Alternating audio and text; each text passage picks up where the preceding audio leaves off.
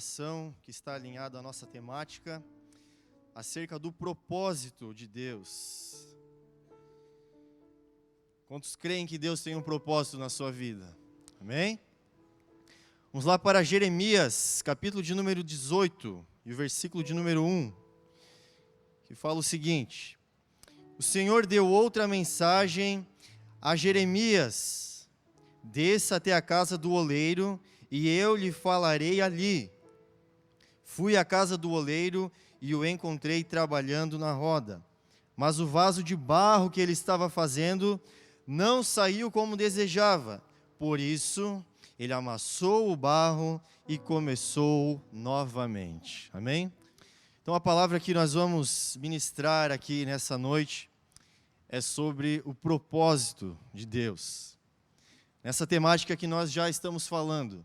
Mas, dentro do propósito de Deus, eu quero focar no processo que nós temos que passar para viver o propósito. Então hoje nós vamos falar sobre o processo no propósito. Para nós vivermos verdadeiramente o propósito de Deus na nossa vida, eu e você temos que passar pelo processo. Sem processo, sem uma caminhada, sem uma preparação de Deus, não há propósito na sua vida. E eu não sei se você sabe, mas Deus ele tem um propósito específico para cada um de nós. Um propósito personalizado, que só você vai poder exercer aqui nessa terra. Deus ele te criou com uma finalidade, você não foi criado em vão. Você não veio a essa terra em vão. Deus te colocou aqui porque Ele tem um propósito na tua vida. Ele tem uma missão para você. E Ele quer que você caminhe nessa direção. Porque quando você realizar o seu propósito, quando você cumprir o seu propósito, então você vai estar na direção de Deus e você vai se sentir realizado. Porque não há nada melhor do que nós vivermos o propósito que Deus tem na nossa vida. Quem tem propósito sabe disso. Que não há lugar melhor para se estar do que no centro da vontade de Deus, fazendo aquilo que Deus te chamou para fazer. E é sobre esse processo que Deus tem conosco que eu quero falar nessa noite. É bem verdade que muitas pessoas pensam que Deus não tem um propósito na vida delas. Às vezes você acha, eu não tenho capacidade, eu não tenho habilidades, todos me rejeitam, todos me excluem. Então você acha que para você, Deus não tem nada. Mas essa não é uma verdade. A verdade é que Deus tem um chamado e um propósito para cada um de nós. Deus já havia escolhido você e separado você antes mesmo de você nascer. Deus já havia planejado a sua vida. E Ele tem uma história linda na sua vida, um propósito maravilhoso. Mas para isso acontecer, nós precisamos crer nisso. Se você não crê no propósito, você também não vai viver o propósito. E muitas vezes nós achamos que nós não somos capacitados para viver o propósito. Às vezes até cremos que Deus tem algo para nós, mas pensamos que somos incapazes de realizar aquilo. Eu já pensei assim na minha vida também. Quando me chamavam para fazer determinada coisa na igreja, para um ministério, alguma coisa assim, pensava, mas Deus, por que eu? Por que o Senhor me escolheu? Eu não sou mais capacitado, não tenho as melhores habilidades. E às vezes a gente até fala, tem tanta gente melhor do que eu. Quantos mais capacitados que poderiam estar no nosso lugar? Mas Deus não escolhe pela nossa capacidade. Deus ele escolhe segundo os seus princípios. E se Ele te escolheu para uma tarefa, Ele vai te capacitar. Ele vai te dar os dons que você necessita, Ele vai te dar as ferramentas. Porque Deus nos escolhe e nos capacita para o propósito que Ele tem na nossa vida. E sabe quem pensava assim? Jeremias. Aqui nós lemos o primeiro texto, quando já tinha se passado um tempo de profecias ali que Jeremias tinha feito, e já é um período específico, mas antes disso, quando Deus ele chama Jeremias, Jeremias vai se queixar para Deus de que ele é muito jovem para cumprir o propósito. E aí nós vemos lá em Jeremias capítulo 1, Deus fala para Jeremias o seguinte: eu o conheci antes de formá-lo no ventre de sua mãe. Antes de você nascer, eu o separei e nomeei para ser meu profeta às nações. Muitas vezes a gente é rejeitado pela sociedade, pelas pessoas, e quem sabe até pelos pais. Às vezes nem dentro da sua própria casa, as pessoas acreditam em você, mas Deus crê em você, Deus acredita no propósito que Ele tem. Porque é preciso que Deus acredite em nós, e Ele confia em nós um propósito maravilhoso. Então Jeremias fala para o Senhor: ó soberano Senhor, não sou capaz de falar em teu nome, sou jovem demais para isso. E aí Deus traz o contraponto e fala para ele: não diga sou jovem demais, pois você irá aonde eu o enviar, e dirá o que eu lhe ordenar, e não tenha medo do povo, pois estarei com você e o protegerei, eu o Senhor falei. Então o que Deus está dizendo para Jeremias? Jeremias, não importa se você é jovem, se você não sabe, se você não tem a capacidade, porque eu vou estar contigo. Deus estava com Jeremias e Deus está conosco da mesma forma. Então por isso nós não devemos temer com a obra que Deus tem na nossa vida, e não devemos dizer que somos incapazes, porque é o Senhor quem nos capacita. A força ela vem do Senhor, ela não vem de nós mesmos, que é para nós não nos gloriarmos. Então se nós quisermos viver o melhor do propósito de Deus, nós precisamos passar pelo processo de Deus. E muitas vezes, passar pelo processo, passar pela jornada, é algo doloroso, é algo custoso. Quem aqui já está passando pelo processo sabe que muitas vezes você vai sair do processo com marcas de batalha, com ferimentos na sua alma. Você vai sair dali machucado, mas você vai sair do processo pronto para viver o propósito de Deus. São muitas vezes as feridas, as dificuldades, as traições que vão preparar você. Se a gente não passar pelo processo de Deus, Deus ele não tem como nos moldar para viver o propósito. Então não se espante se o processo for difícil, porque ele vai ser difícil. Mas em todo momento do processo, Deus estará contigo. Deus estará do teu lado.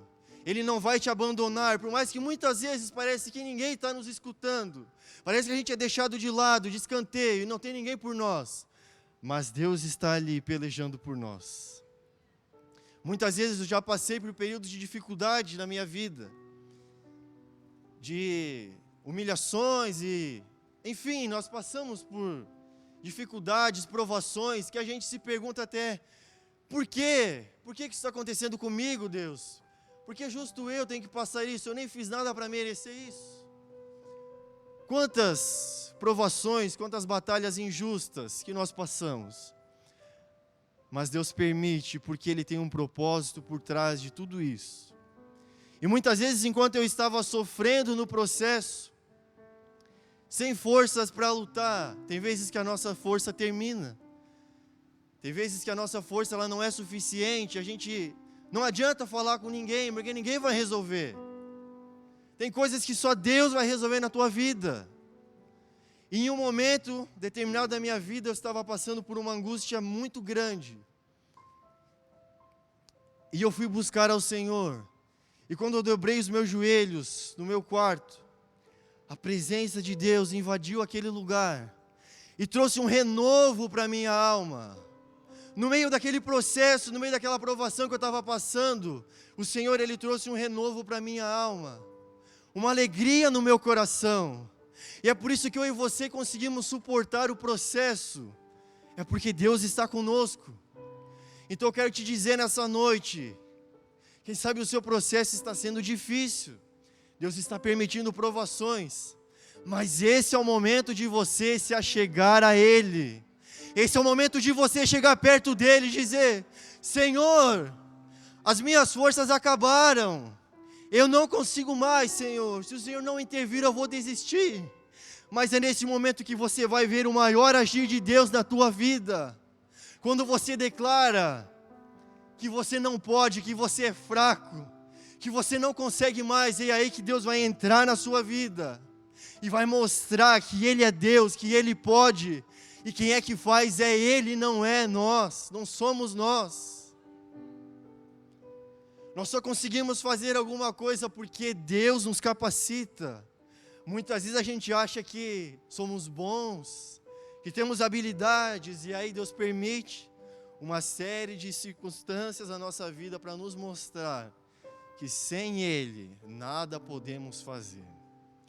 Às vezes a gente pensa que está lá em cima, que está abafando, aí Deus permite uma provação, Deus fura a nossa bolha, a gente vê, meu Deus, eu não sou nada, eu sou tão miserável, tão pequeno, tão falho, e se não fosse a misericórdia do Senhor, nós não poderíamos fazer nada. Então o processo ele também serve para nos moldar, para nos ensinar de que sem Deus nós não somos nada. Sem Deus eu não sou nada, você não é nada. Então é importante isso para nós reconhecermos a nossa dependência do Senhor. E sabe por que nós temos que passar pelo processo também? Porque eu e você, nós somos difíceis por natureza. Eu olho para mim, eu vejo quanto que eu sou difícil em certas coisas. Às vezes teimoso. E a minha esposa sabe quanto que eu sou teimoso. E ela fala, meu Deus, é como se estivesse falando com uma porta, assim, né? E tem, mas daí, não, é verdade, eu estou errado, tá certo, né? Me perdoa porque eu errei. Então a gente tem uma natureza difícil, né? Para quem é teimoso assim é difícil a gente mudar porque está na nossa natureza, no nosso DNA. Mas Deus vai trabalhando isso dentro de nós. O que mais Deus tem que trabalhar? O nosso orgulho, a nossa vaidade, a nossa falta de humildade muitas vezes. Por quê? Porque se Deus te permite chegar no propósito sem você ser moldado, você chega lá em cima e Satanás te derruba. Você chega lá em cima e o teu orgulho te derruba. A tua vaidade te derruba. Então é preciso o processo para que nós estejamos prontos para viver aquilo que Deus tem na nossa vida. Sem processo não há propósito. E é muito interessante. Agora nós voltamos lá para o capítulo 18 de Jeremias. Agora nós vamos ver o exemplo que Deus dá aqui para Jeremias, que seria aplicado ao povo de Israel. Um povo que estava quebrando os mandamentos e que estava num período de apostasia muito grande. Então ele começa a explicar o que ele poderia fazer com Israel se aquele povo se arrependesse. E aí Deus começa a falar para Jeremias, para ele descer a casa do oleiro, né? Então Jeremias desce lá e começa a ver o trabalho do oleiro. E o que o oleiro fazia? Como é que ele preparava um vaso? Ele se assentava na sua máquina. Essa máquina ela era composta por duas rodas. Uma roda que ficava nos seus pés e uma roda aonde ia o vaso. E ali ele trabalhava, e com os pés ele girava aquela roda, e com a mão ele ia trabalhando e ia moldando aquele vaso. Ele joga então um punhado de barro ali, sem forma, sem nada, e começa a moldar aquele vaso. E devagar aquele vaso vai começando a criar uma forma, e ele vai se ajeitando, ele vai se alinhando. Daqui a pouco, o oleiro percebe que o vaso está tomando uma forma que não era para ser a forma do vaso.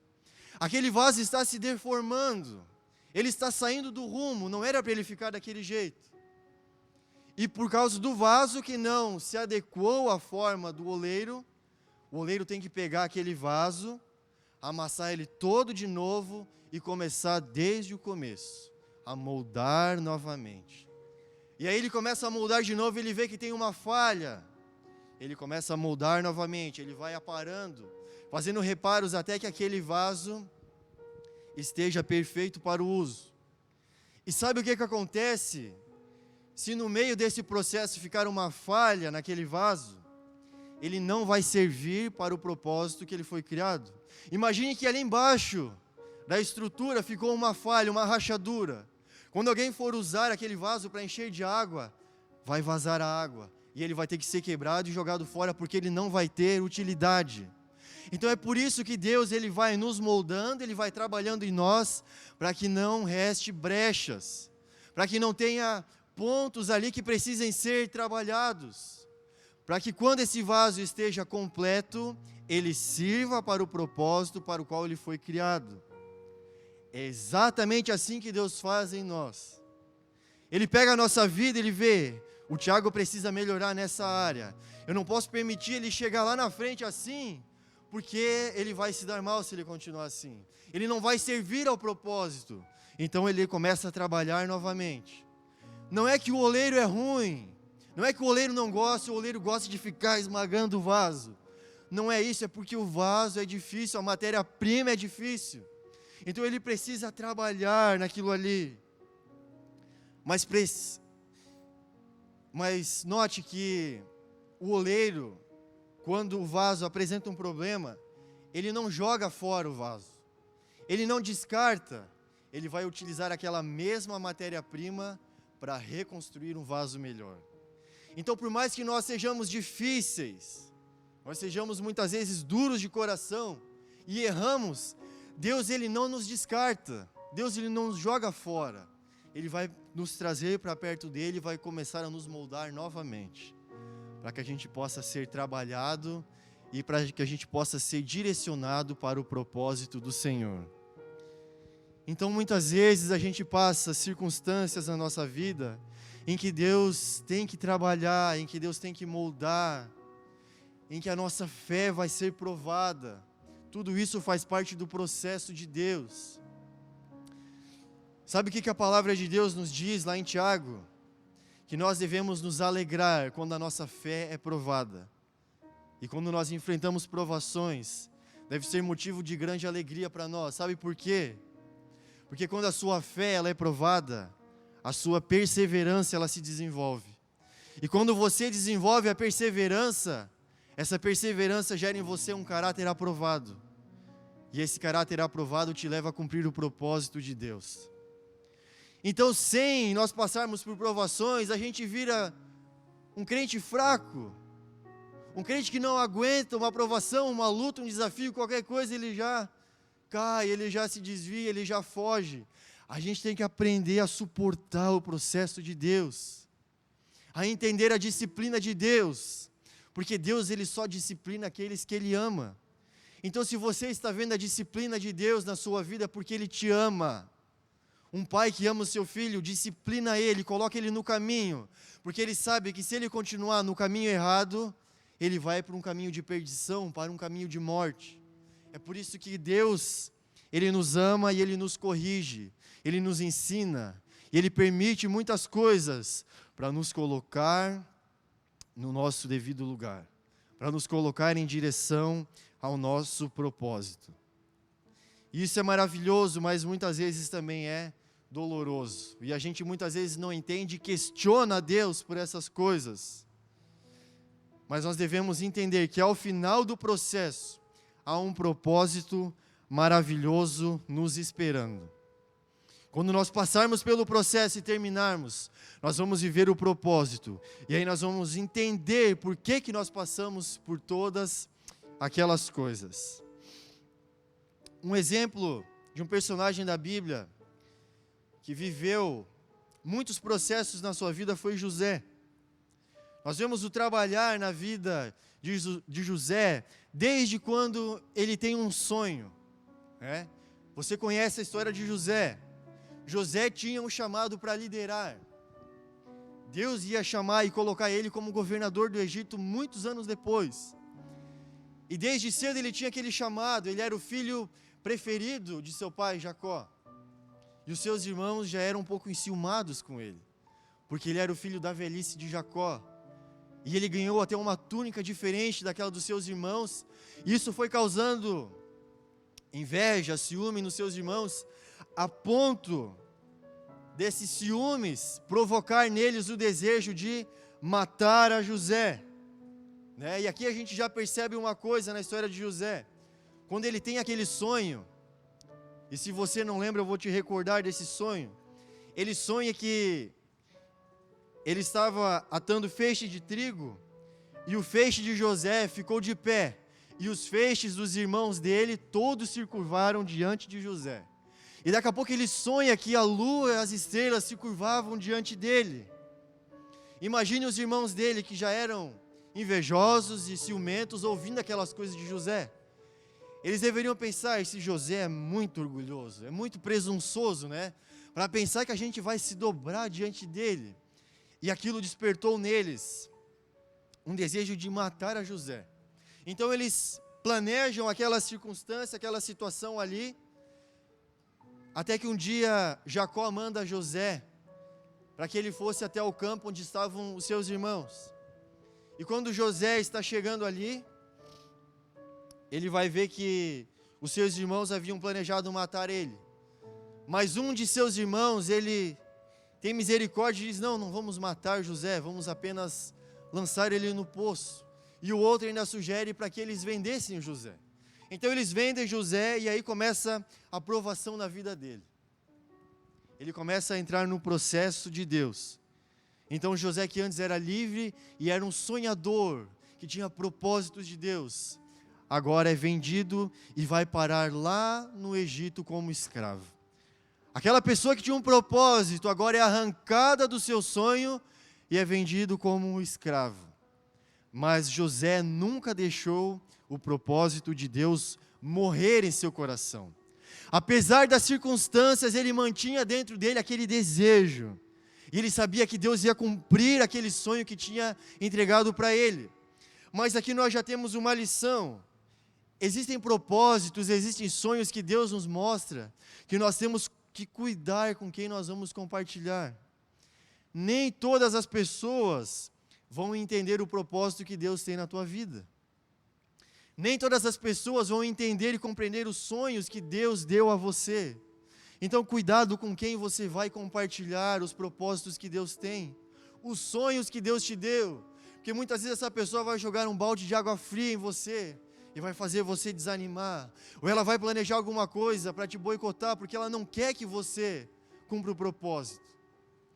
Então, se Deus te chamou, se Deus te mostrou alguma coisa, guarde para você, mantenha aquilo vivo no seu coração, ou confie isso para alguém que você tem proximidade, que você tem confiança, porque essas pessoas vão te ajudar a viver o propósito. Então José, ele é vendido e ele vai parar lá na casa de Potifar. E ele, em qualquer lugar que José vai, ele se destaca no trabalho que ele faz, porque ele tinha um chamado muito grande de liderança. Então ele começa a trabalhar ali na casa de Potifar, até que um dia a mulher de Potifar começa a se interessar por José. Ela vê o José ali esbelto, um cara inteligente, com chamado, e ela começa a ficar interessada, né? E é ele que ela escolhe para atentar a vida. E ela procura oportunidades de se deitar com José, de ter relações com ele, mas toda a vida o José foge. Ele foge, até que um dia ela vai intentar contra ele, contra a vida de José, e numa tentativa de fuga, ela acaba ficando com a roupa dele. E aí ela acusa José injustamente, e José é preso injustamente. Então primeiro José é jogado no poço, é vendido como escravo, e agora quando parece que a vida dele vai começar a melhorar, ele é acusado injustamente e ele é preso. Então José foi passando pelo processo, e José sabia aguentar o processo, e quando ele está ali dentro preso, ele ainda não desiste do seu propósito, ele continua vivendo o propósito de Deus, mesmo na circunstância difícil. E pouco tempo ele está ali dentro daquela prisão, ele começa a liderar aqueles presos que estão ali, ele ganha a simpatia do carcereiro, e o carcereiro coloca ele como chefe daqueles prisioneiros, até que certo dia, ele vê uma oportunidade de sair daquele lugar. Existem ali 2 prisioneiros que têm sonhos, e ele interpreta os sonhos daqueles 2 prisioneiros, e um deles iria voltar para o palácio para servir ao rei. E o outro deles logo iria morrer. Então ele fala para aquele copeiro lá, que iria voltar para o palácio. Ele fala: olha, eu te revelei o sonho, mas quando você estiver lá, você lembra de mim. Lembra de lá, porque eu quero sair desse lugar aqui. E aí o copeiro sai dali e se esquece de José novamente. Então José é preso, é injustiçado, mas ele não desiste do seu propósito. Ele continua ali, mas ele fica esquecido ali. Por 2 anos esquecido naquela prisão. Muitas vezes, quando nós estamos vivendo o propósito de Deus, parece que nós ficamos esquecidos. Parece que nós ficamos de lado, jogados no anonimato. Só que é nesse período de anonimato que Deus começa a criar em nós raízes. Ele vai nos aprofundando nele, para que quando nós cheguemos lá na frente, nós tenhamos estrutura para suportar o propósito, para suportar o processo e para viver o propósito de Deus. E aí passam-se 2 anos depois, e José é lembrado pelo faraó, porque ele tem um sonho e não consegue decifrar esse sonho. Aí o copeiro se lembra dele e chama José para interpretar o sonho. E ele interpreta o sonho dos 7 anos de fartura e 7 anos de escassez ali na terra do Egito. E baseado nisso, o faraó coloca ele como governador do Egito. E ele começa a governar e traça um plano para que o Egito consiga passar por aquela circunstância. Então aqui eu contei um pouco da história de José, desde o seu início até o final ali, quando ele começa a ser governador do Egito. Veja que passaram-se aproximadamente 13 anos de quando ele tem um sonho, até quando o propósito começa a acontecer na vida dele. Então o propósito de Deus na nossa vida, ele não acontece do dia para a noite. Ele leva um tempo para Deus nos preparar, para Deus nos moldar, para Deus nos preparar para essa situação e para o propósito dele. Então quando ele passa essa situação ali, ele já é governador, passam-se os 7 anos de abundância e chegam os 7 anos de escassez.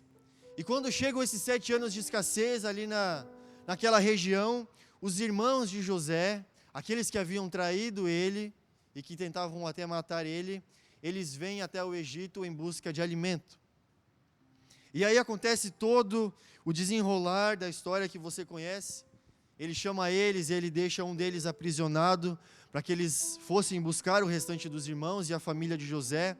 E ele passa por tudo aquilo, até que chega ao final, aonde o seu pai retorna para vir morar com José, e José, por ter se tornado governador do Egito, vai conseguir suprir toda a sua família naquele tempo de escassez.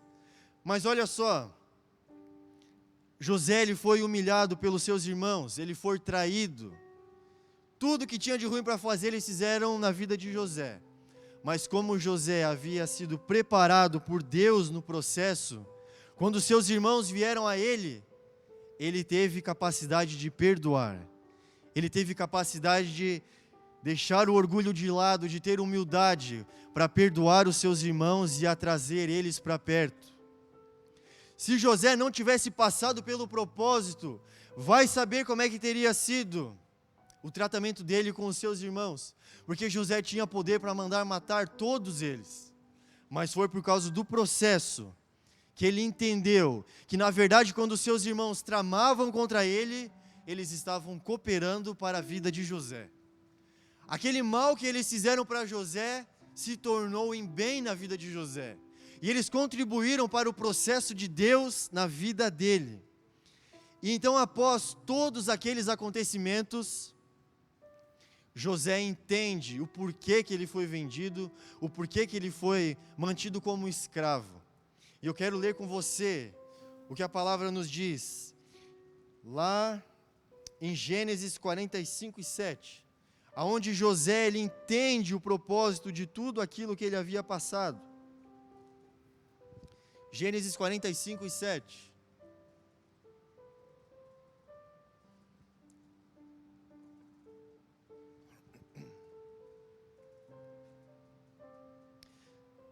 Olha só o que José diz: Deus me enviou adiante para salvar a vida de vocês e de suas famílias, e para salvar muitas vidas. Portanto, foi Deus quem me mandou para cá e não vocês. E foi Ele que me mandou para cá e não vocês. E foi Ele quem me fez conselheiro do faraó, administrador de todo o seu palácio e governador de todo o Egito. Ele entendeu que não foram apenas os irmãos dele que fizeram mal para ele, mas que Deus havia permitido aquela circunstância como parte do processo na vida de José. Aquela circunstância que inicialmente parecia ser ruim, ser difícil, no final Deus mostrou como tinha usado aquilo para fazer José prosperar. Tem muitas circunstâncias na sua vida que você não vai entender hoje, mas daqui a um tempo Deus vai te mostrar, olha, você passou por isso, por isso e por isso, porque eu tinha um plano na sua vida. E era necessário que você passasse por tudo isso, para que você pudesse viver o propósito que eu tenho na tua vida.